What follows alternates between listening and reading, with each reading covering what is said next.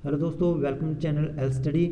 इस वीडियो ਦੇ ਵਿੱਚ ਆਪਾਂ ਕਵਰ ਕਰਾਂਗੇ ਸਾਇੰਸ ਦੇ ਕੁਝ ਇੰਪੋਰਟੈਂਟ ਕੁਐਸਚਨਸ, ਦੇਖਾਂਗੇ ਉਹਨਾਂ ਦੇ ਬਾਰੇ ਕਨਸੈਪਚੁਅਲ ਨੌਲੇਜ ਤੇ ਉਹਨਾਂ ਦੇ ਫੈਕਟ ਬਾਰੇ। ਇਹ ਕੁਐਸਚਨਸ ਅਕਸਰ ਆਪਾਂ ਨੂੰ ਕਿਸੇ ਨਾ ਕਿਸੇ ਐਗਜ਼ਾਮ ਦੇ ਵਿੱਚ ਦੇਖਣ ਨੂੰ ਮਿਲਦੇ ਰਹਿੰਦੇ ਆ, ਜਿਵੇਂ ਮਾਸਟਰ ਕੇਡਰ ਹੋ ਗਿਆ ਜਾਂ ਕਿਸੇ ਹੋਰ ਪੰਜਾਬ ਦਾ ਗਵਰਨਮੈਂਟ ਐਗਜ਼ਾਮ ਹੋ ਗਿਆ। ਤਾਂ ਸ਼ੁਰੂ ਕਰਦੇ ਹਾਂ ਅੱਜ ਇਸ ਵੀਡੀਓ ਨੂੰ ਫਸਟ ਕੁਐਸਚਨ ਤੋਂ। ਜੋ ਫਲੋਰਸੈਂਟ ਟਿਊਬ ਹੁੰਦੀ ਹੈ ਉਸ ਦੇ ਵਿੱਚ ਕਿਹੜੀ ਗੈਸ ਪਾਈ ਜਾਂਦੀ ਹੈ ਦੋਸਤੋ? ਤਾਂ ਉਹ ਪਾਈ ਜਾਂਦੀ ਹੈ ਆਪਣੇ ਕੋਲੇ ਮਰਕਰੀ ਤੇ ਆਰਗਨ। ਅਸਲ ਦੇ ਵਿੱਚ ਇਹ ਇਨਰਟ ਗੈਸਿਸ ਹੁੰਦੀਆਂ ਨੇ ਜਿਹੜੀਆਂ ਕਿ ਫਲੋਰਸੈਂਟ ਟਿਊਬ ਦੇ ਟੰਗਸਟਨ ਹੈ ਉਸ ਦੇ ਨਾਲ ਰਿਐਕਟ ਨਹੀਂ ਕਰਦੀਆਂ। ਜੇ ਇਸ ਦੇ ਇਲਾਵਾ ਆਪਾਂ ਹੋਰ ਕੀ ਗੈਸ ਭਰਦੇ ਹਾਂ ਜਿਵੇਂ ਆਕਸੀਜਨ ਵਗੈਰਾ, ਤਾਂ ਉਹ ਆਪਣਾ ਆਕਸਾਈਡ ਬਣਾ ਦਿੰਦੀ ਹੈ ਅਤੇ ਜੋ ਟਿਊਬਲਾਈਟ ਹੈ ਉਸ ਦੀ ਲਾਈਫ ਟਾਈਮ ਘਟਾ ਦਿੰਦੀ ਹੈ ਦੋਸਤੋ। ਇਹਨਾਂ ਗੈਸਿਸ ਤੋਂ ਇਲਾਵਾ ਆਪਾਂ ਇਸ ਦੇ ਵਿੱਚ ਹੋਰ ਇਨਰਟ ਗੈਸਾਂ ਜਿਵੇਂ ਕਿ ਜ਼ੀਨੋਨ, ਨਿਓਨ ਜਾਂ ਕ੍ਰਿਪਟੋਨ ਵੀ ਇਸ ਦੇ ਵਿੱਚ ਆਪਾਂ ਫਿਲ ਕਰ ਸਕਦੇ ਹਾਂ। ਨੈਕਸਟ ਕੁਐਸਚਨ ਦੇਖਦੇ ਹਾਂ, ਫੂਲਸ ਗੋਲਡ ਕਿਸ ਨੂੰ ਕਿਹਾ ਜਾਂਦਾ ਹੈ? ਜੋ ਮੂਰਖਾਂ ਦਾ ਸੋਨਾ ਹੈ ਕਿਸ ਨੂੰ ਕਿਹਾ ਜਾਂਦਾ ਹੈ? ਉਹ ਕਿਹਾ ਜਾਂਦਾ ਹੈ ਆਇਰਨ ਪਾਇਰੇਟਸ ਨੂੰ। ਅਸਲ ਦੇ ਵਿੱਚ ਜੇ ਆਪਾਂ ਇਸ ਨੂੰ ਨਾਰਮਲੀ ਦੇਖੀਏ ਤਾਂ ਇਹ ਬਿਲਕੁਲ ਹੂ ਆਪਾਂ ਨੂੰ ਗੋਲਡ ਦੀ ਤਰ੍ਹਾਂ ਦਿਖਾਈ ਦਿੰਦਾ ਹੈ, ਜਿਹਦੇ ਵਿੱਚ ਕਿ ਅਕਸਰ ਲੋਕਾਂ ਨੂੰ ਪਹਿਲੀ ਨਿਗਾਹ ਦੇ ਵਿੱਚ ਦੇਖਣ ਦੇ ਵਿੱਚ ਇਹਦਾ ਪਤਾ ਨਹੀਂ ਲੱਗਦਾ। ਬਰਾਊਨ ਆਇਰਨ ਪਾਇਰੇਟਸ ਦੀ ਜੋ ਲਸਟਰ ਵਗੈਰਾ ਜਾਂ ਲੁੱਕ ਵਗੈਰਾ ਹੁੰਦੀ ਹੈ ਉਹ ਬਿਲਕੁਲ ਹੀ ਗੋਲਡ ਦੀ ਤਰ੍ਹਾਂ ਹੁੰਦੀ ਹੈ, ਇਸ ਲਈ ਇਸ ਨੂੰ ਫੂਲਸ ਗੋਲਡ ਆਖਿਆ ਜਾਂਦਾ ਹੈ। ਨੈਕਸਟ ਕੁਐਸਚਨ ਦੇਖਦੇ ਹਾਂ, ਜੋ ਨੋਨ ਸਟਿਕੀ ਕੋਟਿੰਗ ਹੁੰਦੀ ਹੈ ਆਪਣੇ ਭਾਂਡਿਆਂ ਅਤੇ ਘਰਾਂ ਦੇ ਵਿੱਚ ਆਪਾਂ ਯੂਜ਼ ਕਰਦੇ ਹਾਂ ਤਾਂ ਉਹ ਟੈਫਲੋਨ ਦੀ ਹੁੰਦੀ ਹੈ। ਟੈਫਲੋਨ ਯੂਜ਼ ਕੀਤਾ ਜਾਂਦਾ ਨੋਨ ਸਟਿਕੀ ਕੋਟਿੰਗ ਲਈ ਭਾਂਡਿਆਂ 'ਤੇ। ਨੈਕਸਟ ਕੁਐਸਚਨ ਦੇਖਦੇ ਹਾਂ, ਜੋ ਟੈਂਪਰੇਰੀ ਹਾਰਡਨੈਸ ਹੁੰਦੀ ਹੈ ਪਾਣੀ ਦੀ ਉਸ ਦੇ ਲਈ ਕਿਹੜੇ ਕੰਪਾਊਂਡ ਰਿਸਪੋਂਸੀਬਲ ਹਨ? ਸੋ ਸਭ ਤੋਂ ਪਹਿਲਾਂ ਤਾਂ ਆਪਾਂ ਨੂੰ ਇਹ ਪਤਾ ਹੋਣਾ ਚਾਹੀਦਾ ਹੈ ਕਿ ਟੈਂਪਰੇਰੀ ਹਾਰਡਨੈਸ ਅਤੇ ਪਰਮਾਨੈਂਟ ਹਾਰਡਨੈਸ ਵਿੱਚ ਕੀ ਫ਼ਰਕ ਹੁੰਦਾ। ਟੈਂਪਰੇਰੀ ਹਾਰਡਨੈਸ ਆਪਾਂ ਕੋਲ ਸਿੰਪਲ ਹੀਟ ਦੇਣ ਨਾਲ ਪਾਣੀ ਦੇ ਵਿੱਚੋਂ ਰਿਮੂਵ ਹੋ ਸਕਦੀ ਹੈ, ਪਰ ਜਿਹੜੀ ਪਰਮਾਨੈਂਟ ਹਾਰਡਨੈਸ ਹੁੰਦੀ ਹੈ ਉਹ ਡਾਇਰੈਕਟ ਜੇ ਟੈਂਪਰੇਚਰ ਇਨਕਰੀਜ਼ ਕਰ ਦਈਏ ਤਾਂ ਉਸ ਦੇ ਦੁਬਾਰਾ ਪ੍ਰੈਸੀਪੀਟੇਟ ਨਹੀਂ ਬਣਾਉਂਦੀ। ਸੋ ਇਹੀ ਇਹਨਾਂ ਦੇ ਵਿੱਚ ਮੇਨ ਫ਼ਰਕ ਹੁੰਦਾ ਗਾ। ਟੈਂਪਰੇਰੀ ਹਾਰਡਨੈਸ ਆਪਣੇ ਕੋਲੇ ਦੋ ਮੇਨ ਕੰਪਾਊਂਡ ਕਰਕੇ ਹੁੰਦੀ ਹੈ, ਕੈਲਸ਼ੀਅਮ ਹਾਈਡਰੋਜਨ ਕਾਰਬੋਨੇਟ ਅਤੇ ਮੈਗਨੀਸ਼ੀਅਮ ਹਾਈਡਰੋਜਨ ਕਾਰਬੋਨੇਟ। ਇਹਨਾਂ ਦੋ ਦੇ ਕਾਰਨ ਜੋ ਆਪਣੇ ਕੋਲ ਟੈਂਪਰੇਰੀ ਹਾਰਡਨੈਸ ਦੇਖੀ ਜਾਂਦੀ ਹੈ। ਸੋ ਇਹਨਾਂ ਨੂੰ ਜੇ ਆਪਾਂ ਸਿੰਪਲ ਹੀਟ ਦਿੰਦੇ ਹਾਂ ਜਾਂ ਟੈਂਪਰੇਚਰ ਇਨਕਰੀਜ਼ ਕਰਦੇ ਹਾਂ ਪਾਣੀ ਦੇ ਵਿੱਚ ਪਾ ਕੇ ਤਾਂ ਇਹ ਦੋਨੋਂ ਕੰਪਾਊਂਡ ਡੀਕੰਪੋਜ਼ ਹੋ ਜਾਂਦੇ ਆ ਅਤੇ ਓਰੀਜਨਲੀ ਇਨਸੋਲਿਬਲ ਕਾਰਬੋਨੇਟ ਰਿਫਾਰਮ ਹੋ ਜਾਂਦਾ ਹੈ। ਸੋ ਆਪਣੇ ਕੋਲ ਕੰਪਾਊਂਡ ਕਿਹੜੇ ਰਿਸਪੋਂਸੀਬਲ ਨੇ ਟੈਂਪਰੇਰੀ ਹਾਰਡਨੈਸ ਲਈ? Bicarbonate of calcium and magnesium, ਅਤੇ ਜੋ ਪਰਮਾਨੈਂਟ ਹਾਰਡਨੈਸ ਹੈ ਉਹ sulphates and chlorides of calcium magnesium responsible ਹੁੰਦੇ ਨੇ। ਨੈਕਸਟ ਕੁਐਸਚਨ ਦੇਖਦੇ ਹਾਂ, ਜੋ ਫਰੂਟਸ ਦੀ ਰੈਪਨਿੰਗ ਕੀਤੀ ਜਾਂਦੀ ਹੈ ਪਕਾਉਣ ਲਈ ਕਿਹੜੀਆਂ ਗੈਸਿਸ ਯੂਜ਼ ਕੀਤੀਆਂ ਜਾਂਦੀਆਂ? ਉਹ ਕੀਤੀਆਂ ਜਾਂਦੀਆਂ ਇਥਾਈਲਿਨ ਅਤੇ ਐਸਟੀਲੀਨ। ਨੈਕਸਟ ਕੁਐਸਚਨ ਦੇਖਦੇ ਹਾਂ, ਮੇਨ ਓਰ ਆਫ ਮਰਕਰੀ। ਜੋ ਮਰਕਰੀ ਦਾ ਮੇਨ ਓਰ ਹੁੰਦਾ ਹੈ ਉਹ ਹੁੰਦਾ ਹੈ ਸਿਨੇਬਰ। ਇਸ ਦੇ ਨਾਲ ਮਰਕਰੀ ਦਾ ਇੱਕ ਹੋਰ ਓਰ ਵੀ ਹੁੰਦਾ ਹੈ ਜਿਹਨੂੰ ਕੈਲੋਮਿਲ ਦੇ ਨਾਂ ਨਾਲ ਵੀ ਜਾਣਿਆ ਜਾਂਦਾ ਹੈ। ਸੋ ਓਰ ਆਪਾਂ ਨੂੰ ਅਕਸਰ ਐਗਜ਼ਾਮ ਦੇ ਵਿੱਚ ਪੁੱਛੇ ਜਾਂਦੇ ਨੇ। ਸੋ ਇਹਨਾਂ ਦੇ ਰਿਲੇਟਡ ਕੁਛ ਹੋਰ ਓਰਸ ਵੀ ਹਨ, ਜਿਵੇਂ ਕਿ ਮੈਗਨੀਸ਼ੀਅਮ ਦੇ ਦੋ ਓਰਸ ਹੁੰਦੇ ਹਨ ਜਿਵੇਂ ਡੋਲੋਮਾਈਟ ਅਤੇ ਕਰਨਾ ਲਾਈਟ।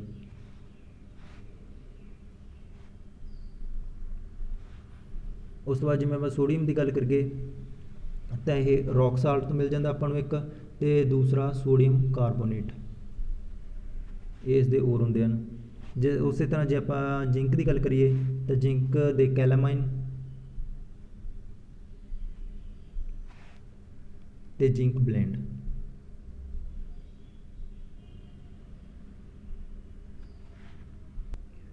ਪੋਟਾਸ਼ੀਅਮ ਵੀ ਆਪਾਂ ਨੂੰ ਕਰਨਾਲਾਈਟ ਨਾਂ ਦੇ ਓਰ ਤੋਂ ਮਿਲ ਜਾਂਦਾ ਹੈ।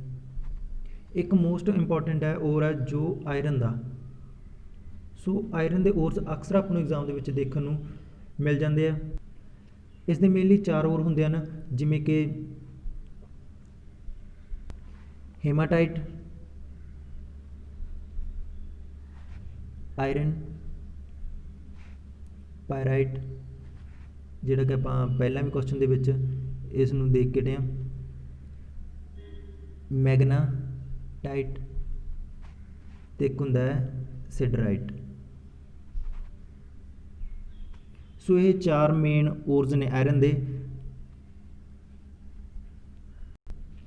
ਉਸੇ ਤਰ੍ਹਾਂ ਐਲੂਮੀਨੀਅਮ ਦੇ ਵੀ ਆਪਾਂ ਨੂੰ 4 ਓਰ ਦੇਖਣ ਨੂੰ ਮਿਲਦੇ ਹਨ, ਜਿਵੇਂ ਕਿ ਇੱਕ ਬੌਕਸਾਈਟ ਹੁੰਦਾ ਹੈ, ਹੋਰ ਕਰੰਡਮ ਹੋ ਗਿਆ CORUNDUM,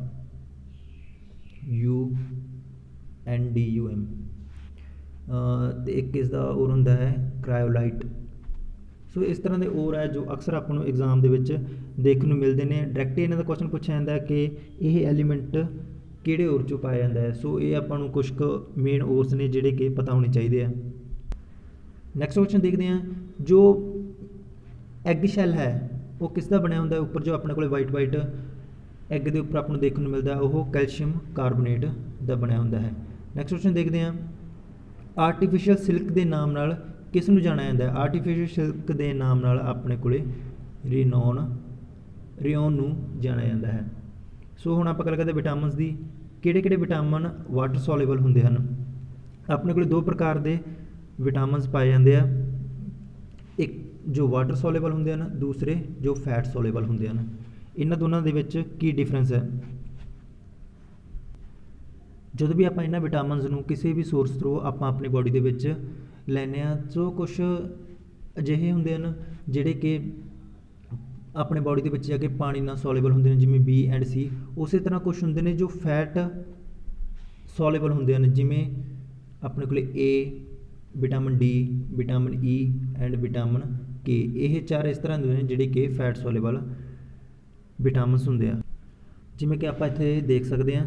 so fat soluble A, D, E and K। Next question ਦੇਖਦੇ ਹਾਂ, ਜੋ ਕਾਮਨ ਪ੍ਰੀਜ਼ਰਵੇਟਿਵ ਹੁੰਦਾ ਹੈ ਫੂਡ ਪ੍ਰੋਸੈਸਿੰਗ ਇੰਡਸਟਰੀ ਦੇ ਵਿੱਚ, ਉਹ ਹੁੰਦਾ ਹੈ ਬੈਂਜੋਇਕ ਐਸਿਡ। ਅਸਲ ਦੇ ਵਿੱਚ ਆਪਾਂ ਦੇਖਦੇ ਹਾਂ ਦੋਸਤੋ, ਜੋ ਫਰੂਟ ਜੂਸ ਹੋ ਗਿਆ ਜਾਂ ਆਪਣੇ ਕੋਲ ਜੈਮ ਵਗੈਰਾ ਹੋ ਗਈ, ਇਹਨਾਂ ਦੀ ਜੋ ਐਕਸਪਾਇਰੀ ਡੇਟ ਹੁੰਦੀ ਹੈ ਉਹ ਨਾਰਮਲ ਫਰੂਟ ਨਾਲੋਂ ਜ਼ਿਆਦਾ ਹੁੰਦੀ ਹੈ। ਅਸਲ ਦੇ ਵਿੱਚ ਆਪਾਂ ਦੇਖੀਏ ਤਾਂ ਬਣੇ ਤਾਂ ਇਹ ਵੀ ਫਰੂਟਸ ਤੋਂ ਹੀ ਹੁੰਦੇ ਆ, ਪਰ ਜੋ ਇਹਨਾਂ ਐਕਸਪਾਇਰੀ ਹੁੰਦੀ ਹੈ ਉਹ ਜ਼ਿਆਦਾ ਹੁੰਦੀ ਹੈ। ਸੋ ਇਸ ਦਾ ਮੇਨ ਕਾਰਨ ਕੀ ਹੁੰਦਾ, ਕਿਉਂਕਿ ਇਹਨਾਂ ਦੇ ਵਿੱਚ ਬੈਂਜੋਇਕ ਐਸਿਡ ਮਿਕਸ ਕੀਤਾ ਹੁੰਦਾ ਹੈ, ਜਿਹੜਾ ਕਿ ਇਹਨਾਂ ਦੀ ਲਾਈਫ ਲਾਈਨ ਹੈ ਉਹ ਵਧਾ ਦਿੰਦਾ ਗਾ। ਇਹ ਜ਼ਿਆਦਾ ਸਮੇਂ ਤੱਕ ਰੱਖੇ ਜਾ ਸਕਦੇ ਆ ਅਤੇ ਖਰਾਬ ਨਹੀਂ ਹੁੰਦੇ। ਨੈਕਸਟ ਕੁਐਸਚਨ ਦੇਖਦੇ ਹਾਂ, ਜੋ ਫਸਟ ਆਰਗੈਨਿਕ ਕੰਪਾਊਂਡ ਸੀ ਸਿੰਥੇਸਾਈਜ਼ਡ ਇਨ ਲੈਬੋਰਟਰੀ, ਉਹ ਕਿਹੜਾ ਸੀ ਦੋਸਤੋ ਅਤੇ ਕਿਸ ਦੇ ਦੁਆਰਾ ਬਣਾਇਆ ਗਿਆ ਸੀ। ਉਹ ਸੀ ਯੂਰੀਆ।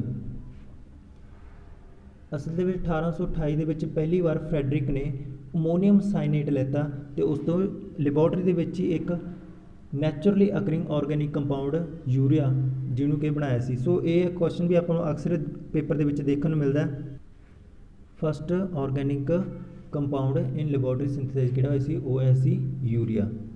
ਨੈਕਸਟ ਕੁਐਸਚਨ ਦੇਖਦੇ ਹਾਂ, ਕਿਹੜਾ ਸਬਸਟਾਂਸ ਹੈ ਜਿਹੜਾ ਕਿ ਕੈਂਸਰ ਟ੍ਰੀਟਮੈਂਟ ਲਈ ਯੂਜ਼ ਹੁੰਦਾ ਹੈ। ਉਹ ਹੁੰਦਾ ਹੈ ਕੋਬਾਲਟ 60। ਕੋਬਾਲਟ 60 ਨੂੰ ਆਪਾਂ ਕੈਂਸਰ ਟ੍ਰੀਟਮੈਂਟ ਦੇ ਲਈ ਯੂਜ਼ ਕਰਦੇ ਹਾਂ। ਅਜਿਹਾ ਕਿਹੜਾ ਵਿਟਾਮਿਨ ਹੈ ਜਿਸ ਤੋਂ ਆਪਾਂ ਨੂੰ ਕੋਬਾਲਟ ਮਿਲਦਾ ਹੈ, ਉਹ ਹੈ ਵਿਟਾਮਿਨ B12। ਸੋ ਵਿਟਾਮਿਨ B12 ਤੋਂ ਆਪਾਂ ਨੂੰ ਕੋਬਾਲਟ ਮਿਲਦਾ ਹੈ।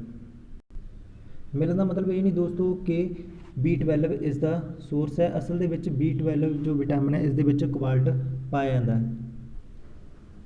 ਇਸੇ ਕਰਕੇ ਦੋਸਤੋ ਜੋ B12 ਹੈ ਇਸ ਨੂੰ ਕੋਬਲਾਮਾਈਨ ਨਾਂ ਦੇ ਨਾਂ ਨਾਲ ਵੀ ਜਾਣਿਆ ਜਾਂਦਾ ਹੈ। ਸੋ ਇਸ ਤਰ੍ਹਾਂ ਜੋ ਬਾਕੀ ਹੋਰ ਵਿਟਾਮਿਨ ਆਪਣੇ ਕੋਲ B1, B2 ਜਾਂ B3, ਇਹਨਾਂ ਦੇ ਵੀ ਅਲੱਗ-ਅਲੱਗ ਨਾਮ ਹੁੰਦੇ ਨੇ ਦੋਸਤੋ, ਜਿਹੜੇ ਕਿ ਆਪਾਂ ਦੇਖਦੇ ਹਾਂ ਅੱਗੇ। ਜਿਵੇਂ ਕਿ ਵਿਟਾਮਿਨ B1 ਹੈ ਉਸ ਨੂੰ ਥਾਇਆਮਾਈਨ, ਵਿਟਾਮਿਨ B2 ਨੂੰ ਰਾਈਬੋਫਲੋਵਿਨ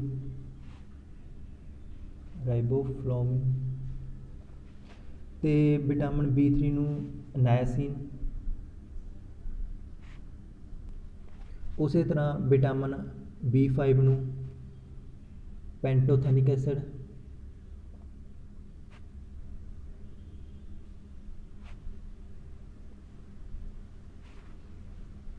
ਵਿਟਾਮਿਨ B6 ਨੂੰ ਪਾਇਰੋਡੋਕਸਾਈਨ,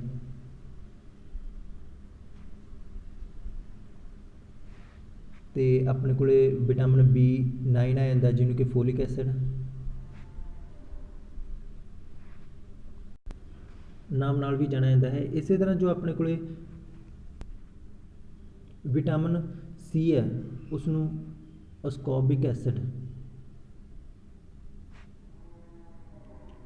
ਨਾਂ ਨਾਲ ਜਾਣਿਆ ਜਾਂਦਾ ਹੈ ਅਤੇ ਇਸ ਦੇ ਦੁਆਰਾ ਇਸ ਦੀ ਜੋ ਡੈਫੀਸ਼ੀਐਂਸੀ ਦੁਆਰਾ ਜੋ ਆਪਣੇ ਕੋਲ ਡਿਜ਼ੀਜ਼ ਹੁੰਦੀ ਆ ਉਹ ਹੁੰਦੀ ਹੈ ਸਕਰਬੀ।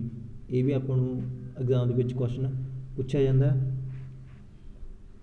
ਉਸੇ ਤਰ੍ਹਾਂ ਵਿਟਾਮਿਨ ਏ, ਇਹ ਆਪਣੇ ਆਈਸਾਈਟ ਲਈ ਜ਼ਿਆਦਾ ਵਧੀਆ ਵਿਟਾਮਿਨ ਹੁੰਦਾ, ਸੋ ਇਸੇ ਤੋਂ ਇਸ ਦਾ ਨਾਮ ਰੱਖਿਆ ਗਿਆ ਹੈ ਰੈਟੀਨੋਲ। ਰੈਟੀਨੋਲ, ਇਸ ਤਰ੍ਹਾਂ ਆਪਾਂ ਇਸ ਨੂੰ ਲਿੰਕ ਕਰਕੇ ਯਾਦ ਕਰ ਸਕਦੇ ਹਾਂ। ਉਸੇ ਤਰ੍ਹਾਂ ਜੋ ਆਪਣੇ ਕੋਲ ਵਿਟਾਮਿਨ ਈ ਹੈ ਉਸ ਦਾ ਦੂਸਰਾ ਨਾਮ ਹੈ ਦੋਸਤੋ ਟੋਕੋਫਿਰੋਲ। ਟੋਕੋਫਿਰੋਲ ਦੇ ਨਾਂ ਨਾਲ ਜਾਣਿਆ ਜਾਂਦਾ ਹੈ। ਅਤੇ ਆਪਾਂ ਜੇ ਗੱਲ ਕਰੀਏ ਅੱਗੇ ਵਿਟਾਮਿਨ ਡੀ, ਇਸ ਨੂੰ ਕੈਲਸੀਫਰੋਲ ਕਿਹਾ ਜਾਂਦਾ ਹੈ।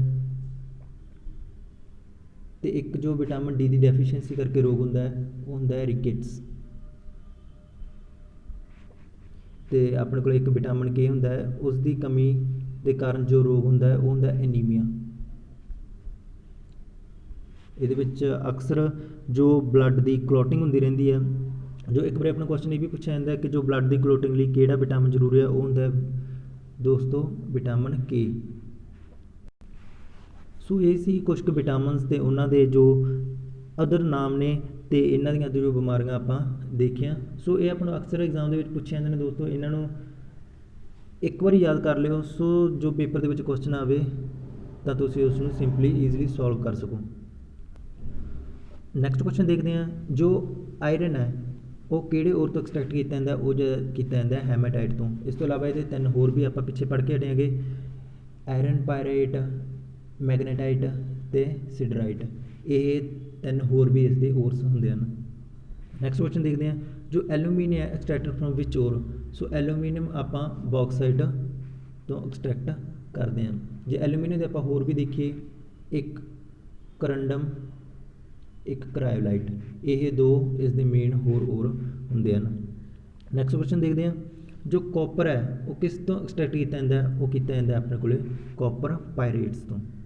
ਇਹ ਇਸ ਤਰ੍ਹਾਂ ਦੇ ਔਰ ਹੈ ਜੋ ਅਕਸਰ ਆਪਾਂ ਨੂੰ ਡਾਇਰੈਕਟਲੀ ਪੇਪਰ ਦੇ ਵਿੱਚ ਪੁੱਛੇ ਜਾਂਦੇ ਆ, ਸੋ ਇਹਨਾਂ ਨੂੰ ਵੀ ਇੱਕ ਵਾਰੀ ਧਿਆਨ 'ਚ ਰੱਖਿਓ।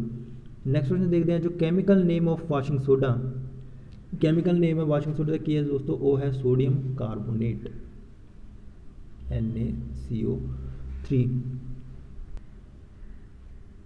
Na2CO3। ਸੋ ਇਸੇ ਤਰ੍ਹਾਂ ਇੱਕ ਆਪਣੇ ਕੋਲ ਬੇਕਿੰਗ ਸੋਡਾ ਦਾ ਵੀ ਫਾਰਮੂਲਾ ਪੁੱਛਿਆ ਜਾਂਦਾ ਹੈ, ਉਹ ਹੁੰਦਾ ਹੈ sodium bicarbonate NaHCO3। Next question ਦੇਖਦੇ ਹਾਂ, ਜੋ ਆਪਣੇ ਵੈਲਡਿੰਗ ਦੇ ਵਿੱਚ ਕਿਹੜੀ ਗੈਸ ਯੂਜ਼ ਹੁੰਦੀ ਹੈ, ਉਹ ਹੁੰਦੀ ਹੈ ਐਸਟੇਲੀਨ ਅਤੇ ਆਕਸੀਜਨ। ਇਹਨਾਂ ਦੋਨਾਂ ਗੈਸਿਸ ਦਾ ਮਿਕਸਚਰ ਹੈ ਉਹ ਆਪਾਂ ਵੈਲਡਿੰਗ ਦੇ ਵਿੱਚ ਯੂਜ਼ ਕਰਦੇ ਹਾਂ। ਨੈਕਸਟ ਕੁਐਸਚਨ ਦੇਖਦੇ ਹਾਂ, ਜੋ ਆਪਣੇ ਸੀ ਡਾਈਵਰਸ ਹੁੰਦੇ ਆ, ਜਿਹੜੇ ਕਿ ਗੋਤਾਖੋਰ ਹੁੰਦੇ ਨੇ, ਸਮੁੰਦਰ ਦੇ ਵਿੱਚ ਡੂੰਘਾਈ ਦੇ ਵਿੱਚ ਜਾਂਦੇ ਨੇ, ਸੋ ਉਹ ਸਾਹ ਲੈਣ ਲਈ ਜੋ ਟੈਂਕ ਹੁੰਦਾ ਉਹਦੇ ਵਿੱਚ ਆਕਸੀਜਨ ਅਤੇ ਹੀਲੀਅਮ ਦਾ ਯੂਜ਼ ਕਰਦੇ ਨੇ। ਹੁਣ ਜੇ ਆਪਾਂ ਦੇਖੀਏ ਆਪਣੇ ਇਨਵਾਇਰਮੈਂਟ ਦੇ ਵਿੱਚ 78% ਨਾਈਟ੍ਰੋਜਨ ਹੈ, 21% ਆਕਸੀਜਨ ਹੈ। ਸੋ ਇਸ ਟੈਂਕ ਦੇ ਵਿੱਚ ਨਾਈਟ੍ਰੋਜਨ ਕਿਉਂ ਨਹੀਂ ਭਰੀ ਜਾਂਦੀ? ਆਪਾਂ ਬਾਹਰ ਵੀ ਤਾਂ ਨਾਈਟ੍ਰੋਜਨ ਇਨਹੇਲ ਕਰਦੇ ਹਾਂ। ਇਸ ਦੇ ਵਿੱਚ ਇੱਕ ਰੀਜ਼ਨ ਹੁੰਦਾ ਦੋਸਤੋ, ਜੋ ਨਾਈਟ੍ਰੋਜਨ ਹੁੰਦੀ ਹੈ ਉਹ ਆਪਣੇ ਹਾਈ ਪ੍ਰੈਸ਼ਰ ਦੇ ਵਿੱਚ ਬਲੱਡ ਸੋਲੇਬਲ ਬਣ ਜਾਂਦੀ ਹੈ। ਜਦੋਂ ਉਹ ਟੈਂਕ ਦੇ ਵਿੱਚ ਭਰੀ ਜਾਂਦੀ ਹੈ ਤਾਂ ਬਲੱਡ ਦੇ ਵਿੱਚ ਮਿਕਸ ਹੋ ਕੇ ਇੱਕ ਪੋਇਜ਼ਨਸ ਆਕਸਾਈਡ ਬਣਾਉਂਦੀ ਹੈ, ਜਿਹਨੂੰ ਕਹਿੰਦੇ ਆ ਨਾਈਟ੍ਰੋਜਨ ਆਕਸਾਈਡ, ਜਿਹੜਾ ਕਿ ਆਪਣੇ ਲਈ ਹਾਰਮਫੁਲ ਹੁੰਦਾ ਹੈ। ਸੋ ਇਸ ਕਰਕੇ ਹੀਲੀਅਮ ਜੋ ਹੁੰਦੀ ਹੈ ਇਹ ਆਪਣੇ ਕੋਲ ਬਲੱਡ ਇਨਸੋਲੇਬਲ ਹੋਣ ਕਰਕੇ ਇਹ ਰਿਐਕਟ ਨਹੀਂ ਕਰਦੀ ਜਾਂ ਆਪਣੇ ਬਲੱਡ ਦੇ ਵਿੱਚ ਮਿਕਸ ਨਹੀਂ ਹੁੰਦੀ। ਸੋ ਤਾਂ ਕਰਕੇ ਜੋ ਸੀ ਡਾਈਵਰ ਹੁੰਦੇ ਆ ਉਹ ਆਕਸੀਜਨ ਅਤੇ ਹੀਲੀਅਮ ਦੇ ਮਿਕਸਚਰ ਨੂੰ ਹੀ ਪ੍ਰੈਫਰ ਕਰਦੇ ਆ ਜਾਂ ਉਹੀ ਭਰੀ ਜਾਂਦੀ ਹੈ।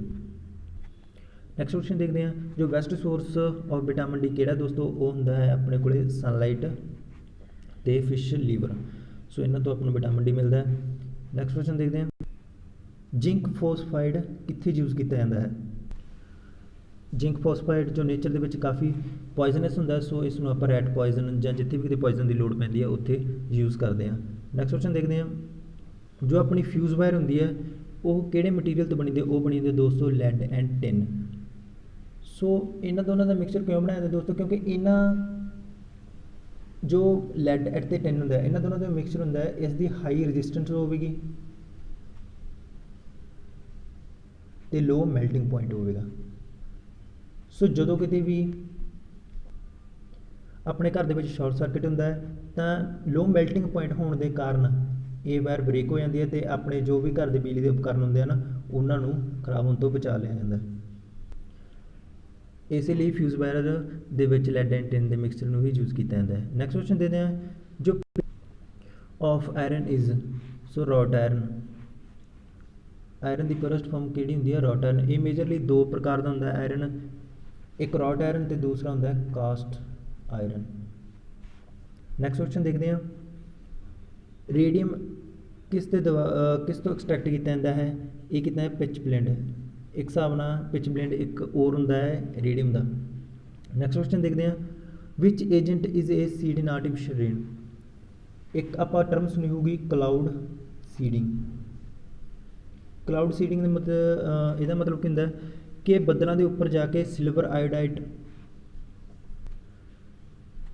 ਜਾਂ ਪੋਟਾਸ਼ੀਅਮ ਆਇਓਡਾਈਡ, ਸੋ ਇਸ ਨੂੰ ਬੱਦਲਾਂ ਦੇ ਉੱਪਰ ਜਾ ਕੇ ਛਿੜਕਾਅ ਕੀਤਾ ਜਾਂਦਾ, ਜਿਹਦੇ ਕਰਕੇ ਜੋ ਬੱਦਲਾ ਕੰਡੈਂਸ ਹੋ ਜਾਂਦੇ ਆ ਅਤੇ ਉਹ ਪਾਣੀ ਬਰਸਾ ਦਿੰਦੇ ਆ। ਸੋ ਇਸ ਨੂੰ ਕਲਾਊਡ ਸੀਡਿੰਗ ਕਹਿੰਦੇ ਆ।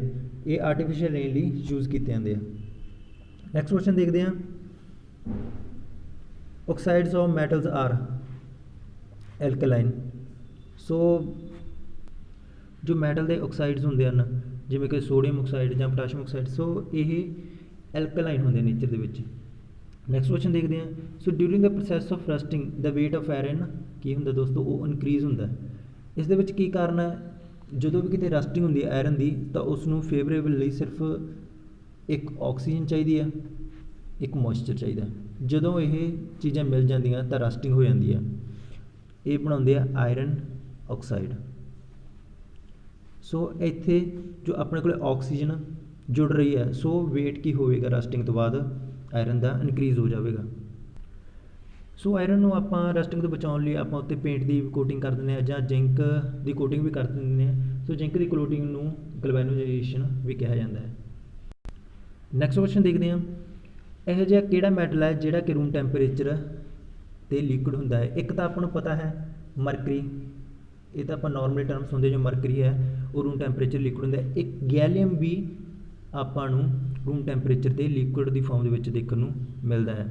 ਨੈਕਸਟ ਕੁਐਸਚਨ ਦੇਖਦੇ ਹਾਂ, dash is use to prepare fireproof and waterproof clothes. So ਹੁੰਦਾ ਹੈ ਕੈਲਸ਼ੀਅਮ ਹਾਈਡਰਾਈਡ ਦੇ। ਇਸ ਦੇ ਬਣੇ ਹੋਏ ਕਲੋਥਸ ਜੋ ਫਾਇਰ ਅਤੇ ਵਾਟਰ ਪ੍ਰੂਫ ਦੇ ਵਿੱਚ ਯੂਜ਼ ਹੁੰਦੇ ਹਨ।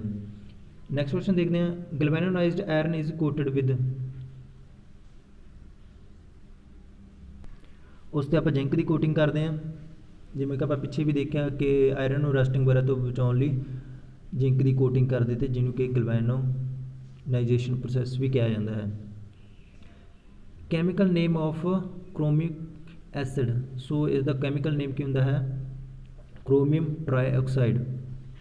Chromium ਟ੍ਰਾਈਆਕਸਾਈਡ CrO3।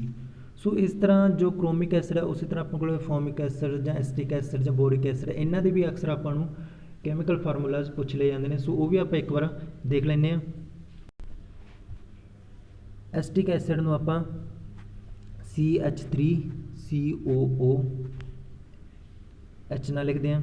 ਸੋ ਬੋਰਿਕ ਐਸਿਡ ਨੂੰ ਆਪਾਂ H3BO3 ਨਾਲ ਲਿਖਦੇ ਹਾਂ। ਉਸੇ ਤਰ੍ਹਾਂ ਇੱਕ ਆਪਣੇ ਕੋਲ ਹਾਈਡਰੋਕਲੋਰਿਕ ਐਸਿਡ ਹੁੰਦਾ ਜਿਹਨੂੰ ਕਿ ਆਪਾਂ ਨੂੰ ਪਤਾ ਹੀ ਹੈ HCl। ਹਾਈਡਰੋਫਲੋਰਿਕ ਐਸਿਡ ਆਪਣੇ ਕੋਲ HF। ਉਸ ਤਰ੍ਹਾਂ ਜੋ ਨਾਈਟ੍ਰਿਕ ਐਸਿਡ ਹੁੰਦਾ ਹੈ ਉਸ ਨੂੰ ਆਪਾਂ HNO3। ਇੱਕ ਆਪਣੇ ਕੋਲ ਫੋਰਮਿਕ ਐਸਿਡ ਹੁੰਦਾ ਹੈ ਜਿਹਨੂੰ ਕਿ COOH। ਸੋ ਇਸ ਤਰ੍ਹਾਂ ਦੇ ਕੁਛ ਐਸਿਡ ਹੁੰਦੇ ਆ ਅਤੇ ਇਹਨਾਂ ਦੇ ਕੈਮੀਕਲ ਫਾਰਮੂਲਾ ਜੋ ਨੇਮ ਨੇ ਇਹ ਵੀ ਆਪਾਂ ਨੂੰ ਅਕਸਰ ਐਗਜ਼ਾਮ ਦੇ ਵਿੱਚ ਦੇਖਣ ਨੂੰ ਮਿਲਦੇ ਆ। ਇੱਕ ਸੱਚ ਕੇ ਆਪਣੇ ਕੋਲ ਐਗਜ਼ੋਲਿਕ ਐਸਿਡ ਵੀ ਹੁੰਦਾ ਹੈ ਜਿਸ ਦਾ ਫਾਰਮੂਲਾ ਹੁੰਦਾ ਹੈ HCOO। ਆਕਜ਼ੈਲਿਕ ਐਸਿਡ ਹੋਵੇਗਾ HCHOOCCOOH ਜਾਂ ਆਪਾਂ ਸਿੰਪਲ COOH। ਇਹ ਆਕਜ਼ੈਲਿਕ ਐਸਿਡ ਦਾ ਫਾਰਮੂਲਾ ਹੁੰਦਾ ਹੈ। ਸੋ ਇਸ ਤਰ੍ਹਾਂ ਦੇ ਜੋ ਮੇਨ ਆਪਣੇ ਕੋਲ ਫਾਰਮੂਲੇ ਉਹਨਾਂ ਦੇ ਆਪਾਂ ਨੂੰ ਸਿੰਪਲੀ ਪਤਾ ਹੋਣਾ ਚਾਹੀਦਾ ਹੈ। ਨੈਕਸਟ ਕੁਐਸਚਨ ਦੇਖਦੇ ਹਾਂ, which metal is used in photoelectric cell. So ਇੱਥੇ ਆਪਾਂ ਗੱਲ ਕਰੀਏ ਜੋ ਫੋਟੋ ਇਲੈਕਟ੍ਰਿਕ ਸੈੱਲ ਹੁੰਦਾ ਉਸਦੀ ਸਭ ਤੋਂ ਪਹਿਲੀ ਰਿਕੁਆਇਰਮੈਂਟ ਕੀ ਹੋਵੇਗੀ ਕਿ ਇਲੈਕਟ੍ਰੋਨ ਈਜ਼ੀਲੀ ਇਜੈਕਟ ਹੋ ਜਾਣ। ਇਸ ਤਰ੍ਹਾਂ ਦੇ ਮੈਟਲਸ ਚਾਹੀਦੇ ਹੁੰਦੇ ਉਹਨੂੰ ਜਿਹਦੇ ਵਿੱਚੋਂ ਇਲੈਕਟ੍ਰੋਨ ਈਜ਼ੀਲੀ ਇਜੈਕਟ ਹੋ ਜਾਣ। ਸੋ ਈਜ਼ੀਲੀ ਇਜੈਕਟ ਕਦੋਂ ਹੋਣਗੇ, ਜਦੋਂ ਕਿ ਕਿਸੇ ਮੈਟਲ ਦੀ ਆਇਨਾਈਜੇਸ਼ਨ ਪੋਟੈਂਸ਼ੀਅਲ એનર્ਜੀ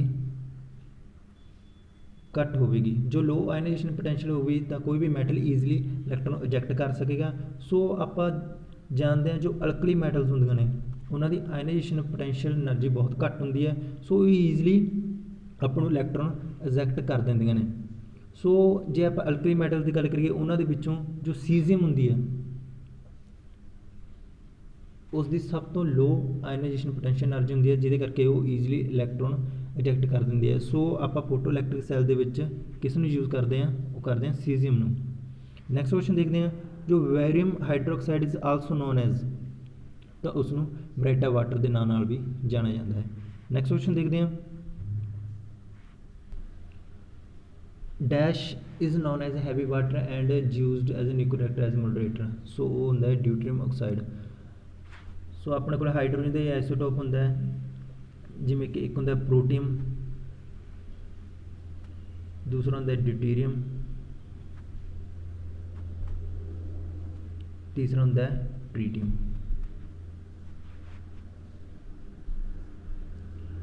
ਸੋ ਜੋ ਪ੍ਰੋਟੀਅਮ ਦੇ ਵਿੱਚ ਆਪਾਂ ਨੂੰ ਇੱਕ ਇਲੈਕਟ੍ਰੋਨ ਤੇ ਇੱਕ ਹੀ ਪ੍ਰੋਟੋਨ ਦੇਖਣ ਨੂੰ ਮਿਲਦਾ ਹੈ। ਉਸੇ ਤਰ੍ਹਾਂ ਜੇ ਆਪਾਂ ਕਰੀਏ ਡਿਊਟੀਰੀਅਮ ਦੀ, ਡਿਊਟੀਰੀਅਮ ਵਿੱਚ ਇੱਕ ਇਲੈਕਟ੍ਰੋਨ ਪਲੱਸ ਇੱਕ ਪ੍ਰੋਟੋਨ ਤੇ ਇੱਕ ਨਿਊਟਰੋਨ ਦੇਖਣ ਨੂੰ ਮਿਲੇਗਾ। ਸੋ ਟ੍ਰੀਟੀਅਮ ਦੇ ਵਿੱਚ ਆਪਾਂ ਨੂੰ ਇੱਕ ਇਲੈਕਟ੍ਰੋਨ ਜਿਸ ਦੇ ਵਿੱਚ ਇੱਕ ਪ੍ਰੋਟੋਨ ਹੋਏਗਾ ਤੇ 2 ਨਿਊਟਰੋਨ ਹੋਣਗੇ। ਨੈਕਸਟ ਕੁਐਸਚਨ ਦੇਖਦੇ ਹਾਂ, ਜੋ ਡਿਊਟੀਰੀਅਮ ਇਹ ਡੈਸ਼ ਆਫ ਹਾਈਡਰੋਜਨ, ਸੋ ਇਹ ਆਈਸੋਟੋਪ ਹੈ। ਅਸਲ ਦੇ ਵਿੱਚ ਦੇਖੀਏ ਡਿਊਟੀਰੀਅਮ ਇਸ ਕਰਕੇ ਯੂਜ਼ ਕੀਤਾ ਜਾਂਦਾ ਦੋਸਤੋ, ਜੋ ਨਿਊਕਲੀਅਰ ਰਿਐਕਸ਼ਨਸ ਹੁੰਦੀਆਂ ਨੇ ਉਹ ਜ਼ਿਆਦਾ ਫਾਸਟ ਹੁੰਦੀਆਂ ਨੇ। ਸੋ ਉਹਨਾਂ ਨੂੰ ਕੰਟਰੋਲ ਦੇ ਵਿੱਚ ਰੱਖਣ ਲਈ ਆਪਾਂ ਹੈਵੀ ਵਾਟਰ ਦਾ ਯੂਜ਼ ਕਰਦੇ ਹਾਂ ਜੋ ਹੁੰਦਾ ਡਿਊਟੀਰੀਅਮ ਆਕਸਾਈਡ। ਨੈਕਸਟ ਕੁਐਸਚਨ ਦੇਖਦੇ ਹਾਂ, ozone is dash of oxygen. So ozone ਹੈ ਜੋ ਐਲੋਟ੍ਰੋਪ ਹੈ ਆਕਸੀਜਨ ਦਾ। ਸੋ ਉਸੇ ਤਰ੍ਹਾਂ ਜੇ ਆਪਾਂ ਗੱਲ ਕਰੀਏ ਕਾਰਬਨ ਦੀ ਕਿਹੜੇ ਕਿਹੜੇ ਨੇ ਆਪਣੇ ਕੋਲ ਦੇਖਣ ਨੂੰ ਮਿਲਦੇ ਆ, ਡਾਇਮੰਡ ਹੈ, ਗ੍ਰੇਫਾਈਟ ਹੈ। ਸੋ ਇਹ ਵੀ ਐਲੋਟ੍ਰੋਪ ਨੇ ਬਟ ਕਾਰਬਨ ਦੇ। ਉਸੇ ਤਰ੍ਹਾਂ ਜੋ ਓਜ਼ੋਨ ਹੈ ਉਹ ਆਕਸੀਜਨ ਦਾ ਐਲੋਟ੍ਰੋਪ ਹੈ। ਨੈਕਸਟ ਕੁਐਸਚਨ ਦੇਖਦੇ ਹਾਂ, ਜੋ ਅਮੋਨੀਆ ਹੈ ਸਿੰਥੇਸਾਈਜ਼ ਥਰੂ ਵਿਚ ਪ੍ਰੋਸੈਸ। ਸੋ ਇਸ ਤਰ੍ਹਾਂ ਦੇ ਕੁਐਸਚਨ ਵੀ ਆਪਾਂ ਨੂੰ ਐਗਜ਼ਾਮ ਦੇ ਵਿੱਚ ਪੁੱਛੇ ਜਾ ਸਕਦੇ ਆ, ਜਿਵੇਂ ਕਿ ਆਪਾਂ ਕੰਟੈਕਟ ਪ੍ਰੋਸੈਸ ਹੁੰਦਾ ਸੀਗਾ ਉਸ ਦੇ ਦੁਆਰਾ ਕਿਹੜਾ ਆਪਾਂ ਕਹਿ ਸਕਦੇ ਕੈਮੀਕਲ ਜਾਂ ਸਿੰਥੇਸਾਈਜ਼ ਕੀਤਾ ਜਾਂਦਾ ਹੈ। ਸੋ ਉਸੇ ਤਰ੍ਹਾਂ ਜੋ ਹਾਈਬਰ ਪ੍ਰੋਸੈਸ ਰਾਹੀਂ ਆਪਾਂ ਅਮੋਨੀਆ ਸਿੰਥੇਸਾਈਜ਼ ਕਰਦੇ ਹਾਂ। ਨੈਕਸਟ ਕੁਐਸਚਨ ਦੇਖਦੇ ਹਾਂ, ਜੋ chlorine is used to prepare. ਜੋ ਕਲੋਰੀਨ ਹੁੰਦੀ ਹੈ ਉਹ ਕਿਸ ਦੇ ਵਿੱਚ ਯੂਜ਼ ਕੀਤੀ ਜਾਂਦੀ ਹੈ ਦੋਸਤੋ, ਉਹ ਕੀਤੀ ਜਾਂਦੀ ਹੈ ਆਪਣੇ ਕੋਲ PVC ਕੀ ਹੁੰਦੀ ਹੈ, ਪੋਲੀਵਿਨਾਈਲ ਕਲੋਰਾਈਡ। ਸੋ ਜਿਹੜੇ ਵੀ ਆਪਾਂ ਘਰਾਂ ਦੇ ਵਿੱਚ ਪਲਾਸਟਿਕ ਦੇ ਪਾਈਪਸ ਵਗੈਰਾ ਦੇਖਦੇ ਹਾਂ ਨਾ ਉਹਨਾਂ ਦੇ ਵਿੱਚ ਕਲੋਰੀਨ ਦਾ ਯੂਜ਼ ਕੀਤਾ ਜਾਂਦਾ, ਜਾਂ ਇਨਸੈਕਟੀਸਾਈਡਸ ਦੇ ਵਿੱਚ ਵੀ ਯੂਜ਼ ਕੀਤਾ ਜਾਂਦਾ ਹੈ ਕਲੋਰੀਨ ਪੋਇਜ਼ਨਸ ਹੋਣ ਦੇ ਕਾਰਨ, ਜਾਂ ਹਰਬੀਸਾਈਡਸ ਹੋ ਗਿਆ, ਹਰਬੀਸਾਈਡਸ ਦੇ ਵਿੱਚ ਵੀ ਆਪਾਂ ਇਸ ਨੂੰ ਯੂਜ਼ ਕਰਦੇ ਹਾਂ। ਨੈਕਸਟ ਕੁਐਸਚਨ ਦੇਖਦੇ ਹਾਂ, ਸੋ ਕਿਹੜਾ ਕੈਟਾਲਿਸਟ ਯੂਜ਼ ਕੀਤਾ ਹੈ ਜਦੋਂ ਕਿ ਆਪਾਂ ਵਨਸਪਤੀ ਘੀ ਨੂੰ ਸਿੰਥੇਸਾਈਜ਼ ਕਰਦੇ ਹਾਂ। ਸੋ ਕੈਟਾਲਿਸਟ ਹੈ ਨਿਕਲ, ਆਪਾਂ ਨਿਕਲ ਦਾ ਯੂਜ਼ ਕਰਦੇ ਹਾਂ।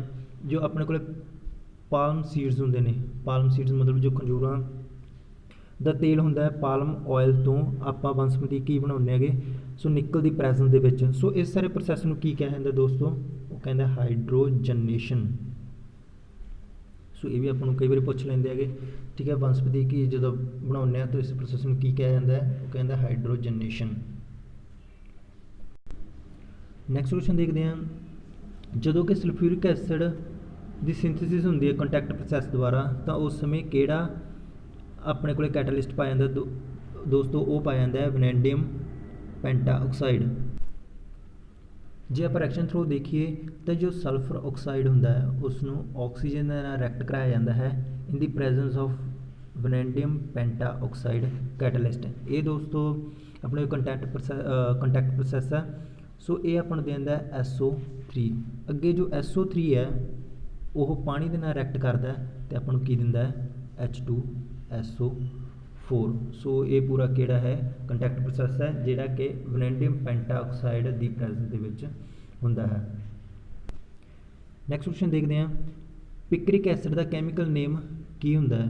ਸੋ ਉਹ ਹੁੰਦਾ ਹੈ ਟ੍ਰਾਈਨਾਈਟ੍ਰੋਫਿਨੋਲ। ਜੇ ਆਪਾਂ ਇਸ ਨੂੰ ਡਾਇਗਰਾਮ ਦੁਬਾਰਾ ਦੇਖੀਏ ਤਾਂ ਆਪਣੇ ਕੋਲੇ ਇੱਕ NO2 ਗਰੁੱਪ ਇੱਥੇ ਲੱਗਦਾ ਹੈ, ਇੱਕ NO2 ਗਰੁੱਪ ਇੱਥੇ, ਇੱਕ NO2 ਗਰੁੱਪ ਇੱਥੇ ਤੇ ਉੱਪਰ ਆਪਣੇ ਕੋਲੇ ਫਿਨੋਲ। ਸੋ ਇਹ ਇਸ ਦੀ ਡਾਇਗਰਾਮ ਹੈ।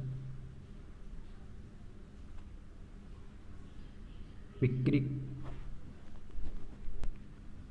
ਐਸਿਡ। ਨੈਕਸਟ ਕੁਐਸਚਨ ਦੇਖਦੇ ਹਾਂ, dash is known as laughing gas. So nitrous oxide ਨੂੰ ਲਾਫਿੰਗ ਗੈਸ ਦੇ ਨਾਂ ਨਾਲ ਵੀ ਜਾਣਿਆ ਜਾਂਦਾ ਹੈ। ਕਲੋਰੋਫਾਰਮ ਇਨ ਸਨਲਾਈਟ ਫਾਰਮ ਹੈ ਪੋਇਜ਼ਨਸ ਗੈਸ ਡੈਸ਼। ਜਦੋਂ ਆਪਾਂ ਕਲੋਰੋਫਾਰਮ ਨੂੰ ਸਨਲਾਈਟ ਦੇ ਵਿੱਚ ਰੱਖਦੇ ਹਾਂ ਤਾਂ ਉਹ ਇੱਕ ਫੋਸਜੀਨ ਨਾਂ ਦੀ ਪੋਇਜ਼ਨਸ ਗੈਸ ਬਣਾਉਂਦੀ ਹੈ। ਨੈਕਸਟ ਕੁਐਸਚਨ ਦਿੰਦੇ ਹਾਂ, platinum is called. So platinum ਨੂੰ ਆਪਾਂ ਗੋਲਡ, ਵਾਈਟ ਗੋਲਡ ਦੇ ਨਾਂ ਨਾਲ ਵੀ ਜਾਣਦੇ ਹਾਂ। ਜਿਸ ਤਰ੍ਹਾਂ ਆਪਣੇ ਕੋਲ ਕੱਚਾ ਤੇਲ ਜਾਂ ਪੈਟਰੋਲੀਅਮ ਵਗੈਰਾ ਉਸ ਨੂੰ ਆਪਾਂ ਬਲੈਕ ਗੋਲਡ ਕਹਿ ਦਿੰਦੇ ਹਾਂ। ਸੋ ਉਸੇ ਤਰ੍ਹਾਂ ਇਹ ਕੁਛ ਟਰਮਾਂ ਨੇ ਜਿਹੜੀਆਂ ਕਿ ਆਪਾਂ ਨੂੰ ਧਿਆਨ 'ਚ ਰੱਖਣੀਆਂ ਪੈਂਦੀਆਂ।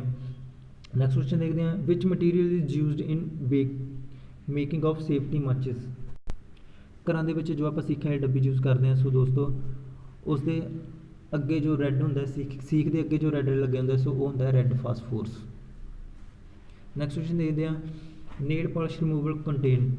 ਸੋ ਨੇਲ ਪਾਲਿਸ਼ ਰਿਮੂਵਲ ਹੁੰਦਾ ਜਿਹਦੇ ਕਿ ਆਪਾਂ ਨੇਲ ਪਾਲਿਸ਼ ਰਿਮੂਵ ਕਰਦੇ ਹਾਂ, ਸੋ ਉਹ ਹੁੰਦੀ ਹੈ ਐਸੀਟੋਨ। ਐਸੀਟੋਨ ਦਾ ਯੂਜ਼ ਕੀਤਾ ਜਾਂਦਾ ਹੈ।